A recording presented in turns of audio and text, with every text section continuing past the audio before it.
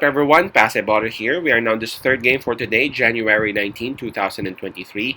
So this is the game between Toronto Raptors and Minnesota Timberwolves. That'll happen at around 8 o'clock p.m. Eastern Time, so that's going to be 9 o'clock a.m. here in Manila. I'm just inviting everyone who have not subscribed yet to our YouTube account or YouTube channel, Basketballer. Please click on the subscribe button below. At the same time, hit on that bell logo. That way, automatically, you guys will be receiving notifications whenever new videos are uploaded. The spread that is given is minus 3.5, and that's actually given towards the visiting team, Toronto Raptors. Now, before we proceed, let's check on the standings and then the rankings of both teams. Starting off with Toronto Raptors, they are number 11 in the Eastern Conference with a record of 20 wins and 25 losses. While for Minnesota Timberwolves, they are from the West and they are at number 10 with the record of 22 and 24. Right, so both teams are below 500%. So Minnesota Timberwolves, they would have the home court advantage on this.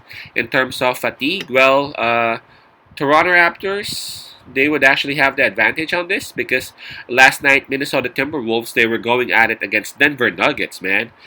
So while Minnesota Timberwolves were going at it with the best in the West, the Toronto Raptors were chilling out, perhaps watching that game, trying to figure out what to do on this matchup.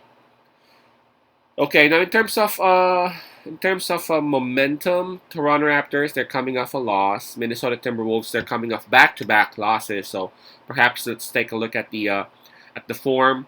In terms of the form, Minnesota Timberwolves, they look better. They are more consistent, winning 6 out of their last 10, while Toronto Raptors not that far behind, winning 5 out of their last 10. So let's take a look at the availability of the players and then the health of both teams, okay? For Toronto Raptors, Porter out for the rest of the season. Banton is actually listed as questionable. So 2 players listed down here for Toronto. But for Minnesota, this one's tougher.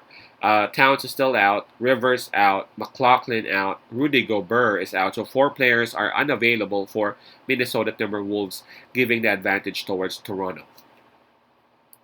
I don't want to overthink stuff. Minnesota Timberwolves, I thought they actually had it last night against Denver.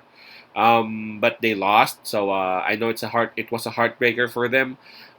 So that's one thing. Aside from fatigue, the mental fatigue should be there. While Toronto Raptors, they are fresh. They're coming off rest. That's one thing.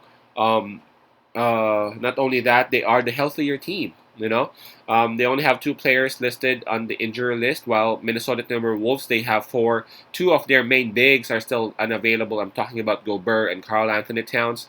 And Toronto Raptors, they may not have like 7 feet 2 guys or 7 feet 1 guys, but they have a lot of bigs.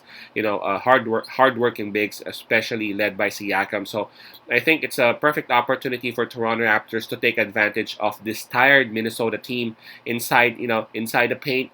They can actually do some gang rebounding, and they can actually dominate the rebounds if they would want to on this game.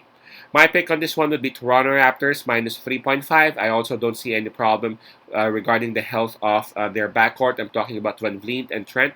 So they should be able to, win this game and cover the spread of that 3.5. Again, that's Toronto minus 3.5. Peace out, pass I love, and God bless.